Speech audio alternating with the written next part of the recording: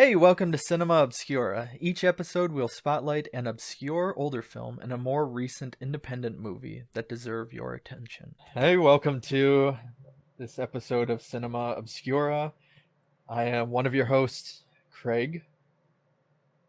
And I'm Josh. And I'm Kyle. Welcome. And this episode, we are going to be talking about two films that are 1993's Australian Ozploitation Body Melt and Lose, which was released in 2019, but I believe it came out earlier than that, and that's what Kyle will be heading. So let's get right into Body Melt, shall we, guys? Yes. Yes. Let's get into that. Fuck a duck. So, Body Melt is the story of a vitamin company that called Vimuville, which are selling dietary supplements, and they're also selling kind of other types of products, but it's all dietary related. And they target that their kind of trial, I guess, test patients will be this cul-de-sac of these four houses. One has a single man, one is two Italian, Australian teenagers, I guess they're teenagers. One is a couple where the wife is pregnant, and then the last one is a family of four, which is a father, mother, son, and daughter. And basically the plot of it in itself is that it opens with a guy that's a scientist for the company, and he realizes what kind of horrible things are done through this. And so he wants to go warn the people, but the CEO, I guess, of the company, while he's sleeping, somehow injects him with the vitamins, I guess we would put it, or the serum. And it's a really long needle. I don't know how he wouldn't wake up or anything, but she injects him, and then he starts to realize that he's infected, and the three stages are hallucinogenic, glandular, and then you don't know the third one because you can't say it. So he's driving to warn all these people in this kind of cul-de-sac, and he stops at a gas station, starts chugging laundry detergent because apparently there's something in the laundry detergent that will kind of diminish the effects. But before he can get there, he crashes the car, flies through the windshield, and dies. Basically, the stories are then just following these four kind of groups. There's the wife and husband who are expecting their child. They are getting their serum, I guess, through the child, through their gynecologist, who's also involved. There's the two teenagers or I guess they may be adults, are invited to go to a sperm clinic, and that's supposed to be their version. There's the single man is given packets that almost like airborne, or where you just pour it in your water and drink it. It's a vitamin packet. And then the family, I actually don't know how it's in the food. They get invited to the resort as a vacation, and the food that they eat has it. But it is missing a key ingredient as you find out, and all of them either explode or melt or tentacle are all over the place, and until the only one of these kind of main groups left is the daughter, I believe, in the family. Everybody else dies a horrific death, even the villains, I guess, by the end. And we'll kind of get into that in a bit, of all the different kind of plots. But it ends with the cops that are kind of following this, or the detectives, stopping at the same gas station from the beginning, and then you see that the vitamins are on the shelf. So this was all three of our first time watching this. And originally we kind of talked about it, and it was going to be in our segment Only a Mother Could Love, where it's a movie that was both critically and fan pan that you have to defend. So, but surprisingly, this received decent enough reviews. Yeah, it's And got some has really high praise. It doesn't Yeah. qualify for Only a yeah, Mother so it, Could Love yeah. for some So godly reason. so let's get into everybody's thoughts of Body Melt. Josh, if you want to go first. Yeah, sure. Okay, so yeah, it was my first time seeing it. And it sounds like it would be something that you could tolerate watching, especially knowing, the year it was made. And even Craig, just based on your little rundown of the synopsis, it sounds like something that would be, really enjoyable. Not saying that it wasn't, but it's just so damn confusing, and it doesn't make any sense whatsoever. I mean, so I guess some of it does. One thing that I kind of found a little distracting, and it's my own fault, but it kept reminding me of like Brain Dead or Dead Alive. Yeah. And I know this is Australian, and Peter Jackson stuff is New Zealand, but that's all I kept thinking of is like, these motherfuckers have seen and really like Dead Alive and Bad Taste, because that's the vibe I'm getting from all of this stuff, just nonstop. Like it came out the year Dead Alive or Brain Dead, whichever version you call it. It came out the year before, I believe it came out in '92. This was '93. So I mean, there could have been some kind of influence by it. Yeah, I mean, I don't know how there isn't, because Yeah. it just, even like the characters, I mean, not every one of them, but yeah, it was very much reminiscent of the the good Peter Jackson stuff, which isn't a bad thing by any stretch. But yeah, it was really confusing, which I'm not really sure how or why. But then they're gracious enough to throw in a bunch of exploding dicks, and it's just some really gruesome and gooey practical effect stuff, which admittedly those were the best parts of it. So yeah, go ahead, Craig. No, there's also the Texas Chainsaw family, basically. Yeah, I mean, just that was so odd that it was just like out of fucking nowhere. Now we're ripping off Texas Chainsaw Massacre, and not like in an homage way, but in a way that was almost seeming like they were like, "Oh, you guys think you're fucking good? Well, we're gonna show you." It was almost like a douchey way of ripping off Texas Chainsaw Massacre, and it literally just came out of nowhere. And it was like, okay, I mean, I guess we'll go with this. But then, I mean, I guess, you are rewarded with seeing the woman of the Texas Chainsaw wannabe family with a pretty brutal kill at the end of that initial sequence. So I don't know. I mean, I feel like this movie could have been and should have been more entertaining, I guess, is the long and short of it. What do you think, Kyle? Yeah, I mean, I have to agree. I can't argue with any of that. The effects are really cool. There's like really cool ideas. It's the perfect time period for me to want to love it. I feel like for all of us to want to love it, like all the things about it. And I mean, the story just feels all over the place. And there's cool ideas, but it never really comes together. And there's never like any character or story that you're really engaged with, to be honest. You're just kind of like, all right, and then this happens, and then that happens, and that was cool. It's a very weird viewing experience.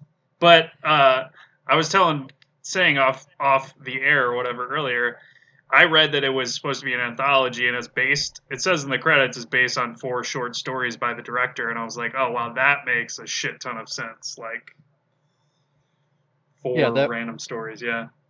That would make sense as a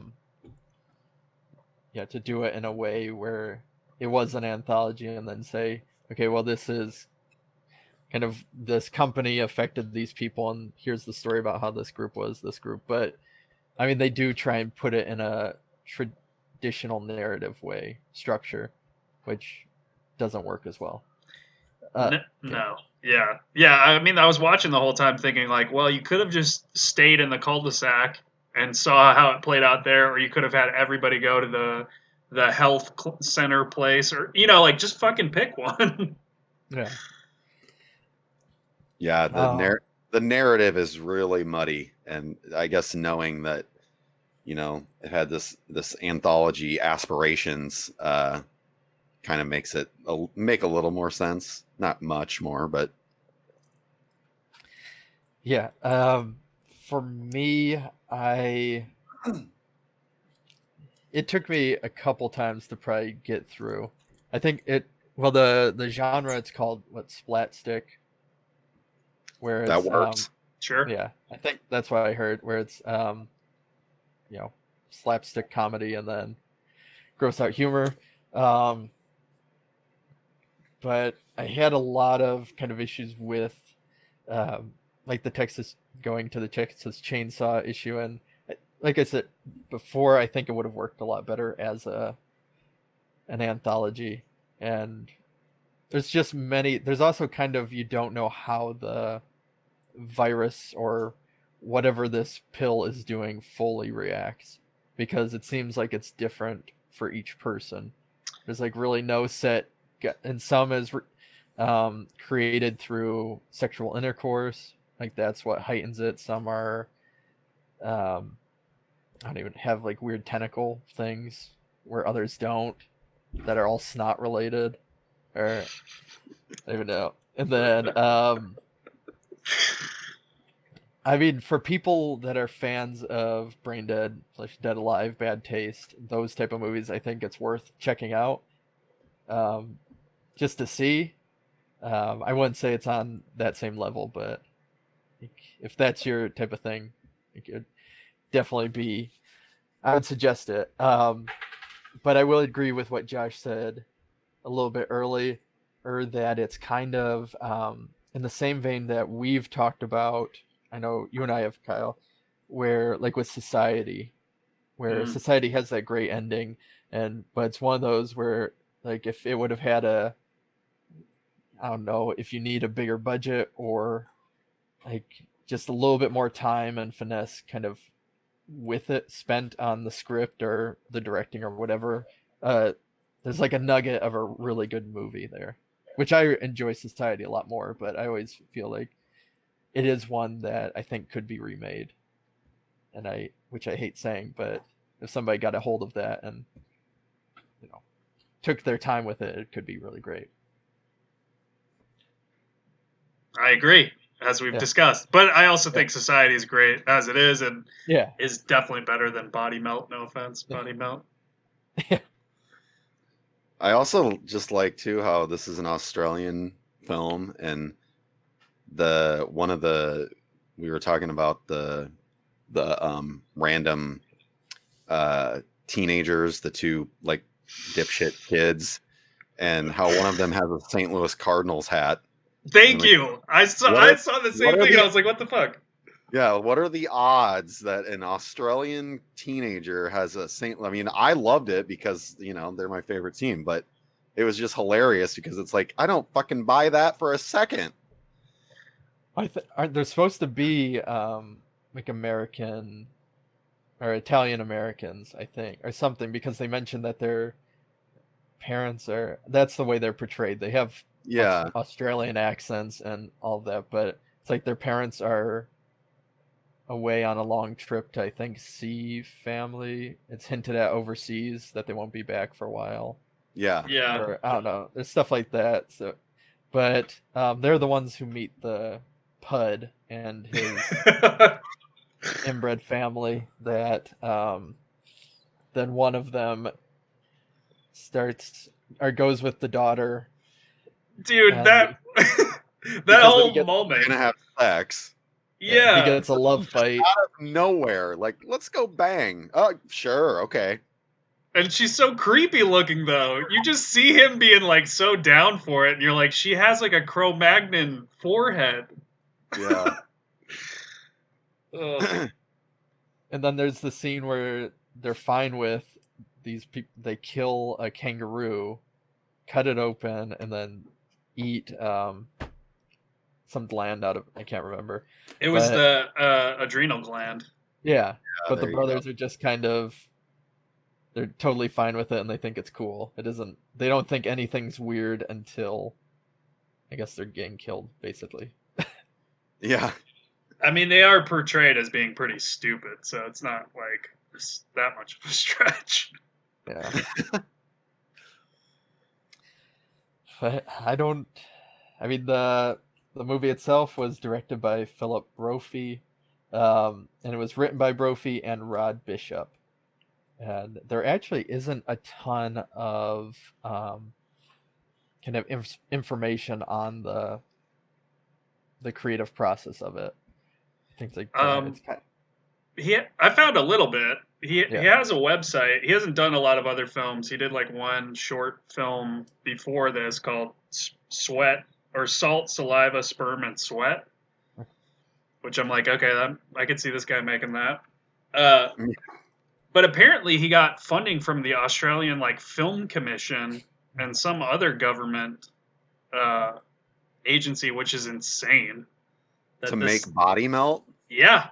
Oh, wow. So Australian government, you can thank them for body melts.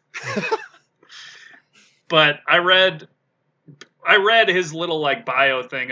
Evidently, before he ever did film, like in the late '80s, he was part of some experimental art and music group for like 10 years, and then started getting interested in film and has like written about film and stuff afterwards and stuff. But it makes a lot more sense that he has some sort of like experimental artist background, because I'm like, oh, that makes sense why this narrative isn't very good, basically.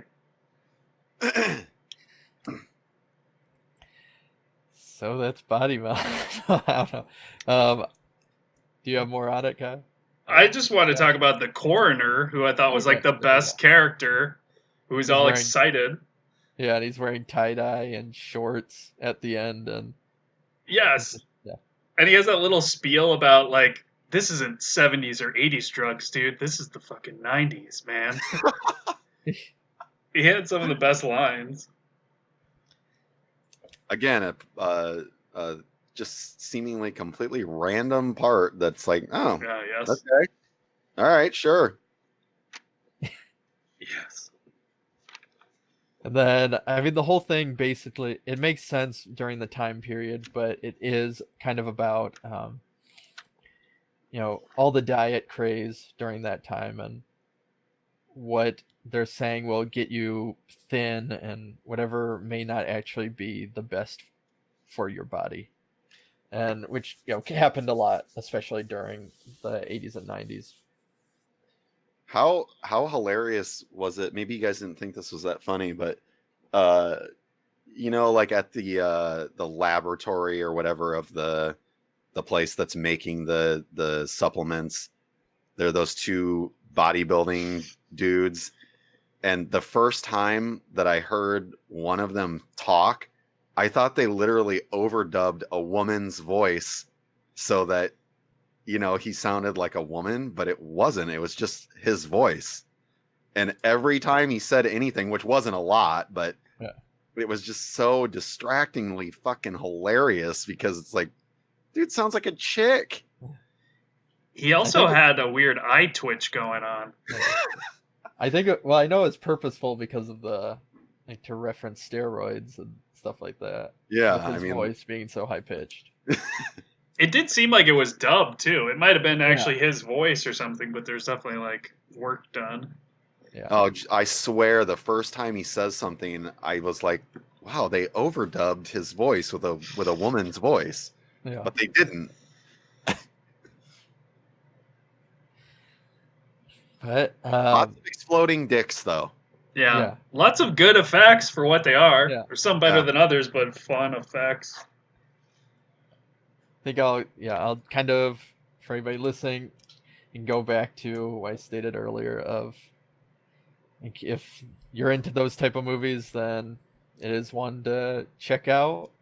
If you're not, then steer away from it. Or even for, I don't know, even the, big horror fan, I don't know if it's one that I would bring up and recommend unless I knew exactly what.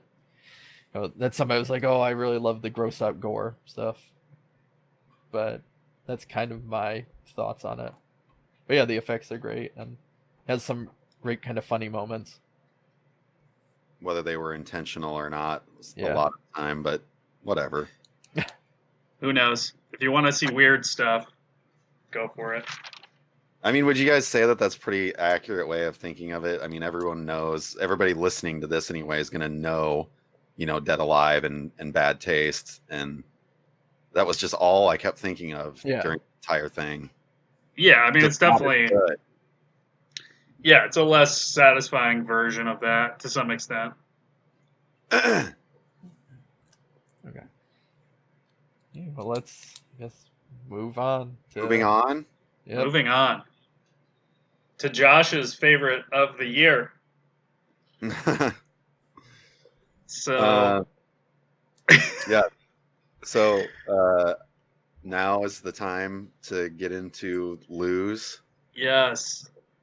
All right. Well, I'm gonna not go first. Good call. So Lose is a German film that we talk about in our best of our favorites of the year. Well, Kyle and myself, and of 2019. And the story is about well, it's experimental, but it's made to be like a 80s kind of European supernatural movie, and made to look like that in the same way that Ty West's House of the Devil does for kind of American supernatural satanic panic movies. And the idea is a teenage girl, well, she was a teenage at the time, does a ritual to get rid of the pregnancy of a woman or teenager who thinks she's pregnant, but instead it possesses the girl that receives the ritual. And now this demon inside the woman is trying to get back to Luz, who is the one that kind of did the ritual. And so she ends up getting into a doctor who performs hypnotherapy on Luz, and kind of just goes from there as the police, because Luz enters the police station, and she's kind of battered and bruised and saying she jumped out of her taxi cab and kind of rambling. And so this doctor is brought in, and the police are listening to what her story is and what brought her, all the events that took place up until that night is basically it's kind of the plot. Yeah, it sure is. Yeah, so we're already kind of telegraphing that there's not a whole heck of a lot of plot going on. And it does, has her kind of recalling her, the events that led to her coming to the police station. It's not entirely clear what the hypnotherapy is going to accomplish, I guess, really. That was the part for me that was like a little bit confusing, but visually, I think it does a really amazing job of referencing 80s European horror movies, and just the style of the lighting, cinematography, and the music. And I think the actors are super strong. And I know why Josh doesn't like it. I mean, it's definitely a slow burn movie. And it's definitely a movie that, while I know Craig and I both liked it and put it on our top of the year, I also think it is certainly a movie that kind of at the end leaves you maybe wanting some more. It feels like it's building to something where it could deliver a little bit more strength, and that's where you know that it's someone's thesis film and everything. Yeah, it's not that satisfying, I will say, and not that it's It's not one of those things where it's purposefully unsatisfying. It's just not, I guess. As Yeah. Kyle said, yeah. Yeah, it's just clear they don't have like the budget. Yeah. Probably. But I think for the budget that they do have, the actors are really good, and they like as they're going through. Craig was talking about this on the best of, but as they're going through her like leading up to Lou's coming to the police station, reenacting all of that in this room, and having her pretend to be in the cab and just doing all this sound effects and sound design stuff, is really well done. I think it's really effective and a really good use of like having no money. Yeah. Yeah, I mean, I guess I could agree with that. And I think the guy, when he gets possessed, plays it really well. Like, he is convincingly creepy. Yeah, the acting was all fine. I didn't have any issues with that. It's just so I that was the second I watched it yesterday. That was the second time I've seen it too. I saw it when I think it was like when it first came out on Shudder. I didn't like it then either. I didn't like it yesterday either.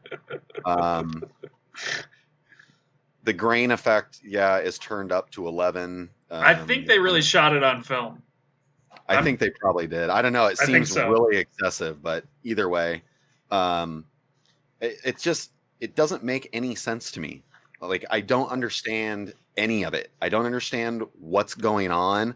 I don't understand. So if the thing, the doctor guy, after he's drinking heavily with this woman, that was fucking weird, gets possessed by this woman, and he spends the majority of the movie as the one possessed. And if the goal of the demon or whatever, I guess we don't even know what it is to get back inside Lou's, why the hell does he wait so long to do it?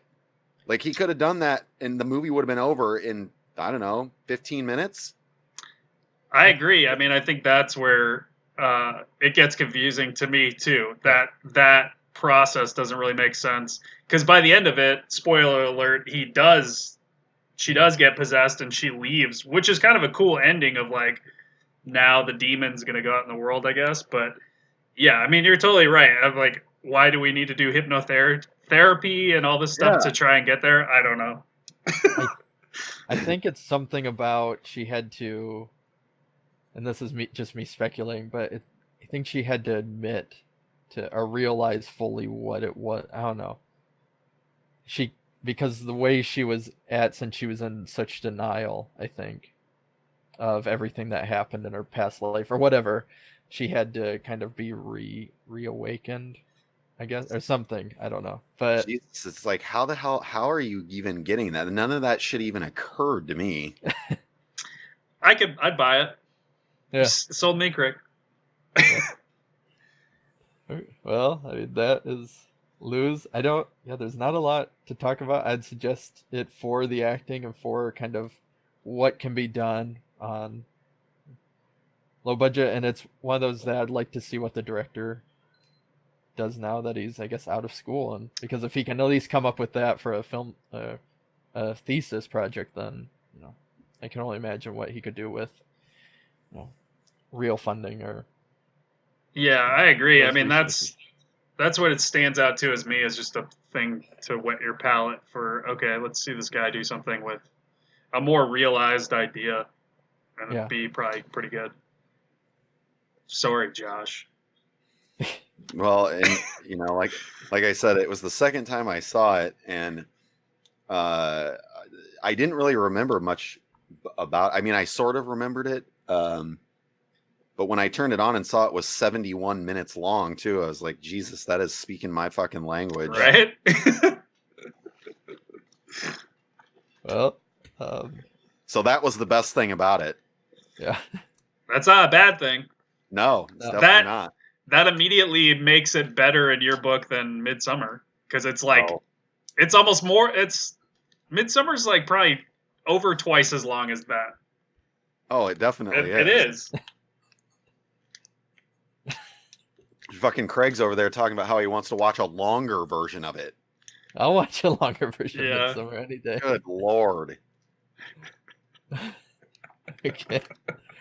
Well, I think since we're I think we did it. yeah, we did it. That was Body Melt and Lose. Thank you for listening to this episode of Cinema Obscura. And again, of course, if you have any suggestions for ones in the future that are obscure or truly independent movies, old or new, send them our way because we love suggestions. Or look us up on social media at Bloodhound Pix. Alrighty. Thank you.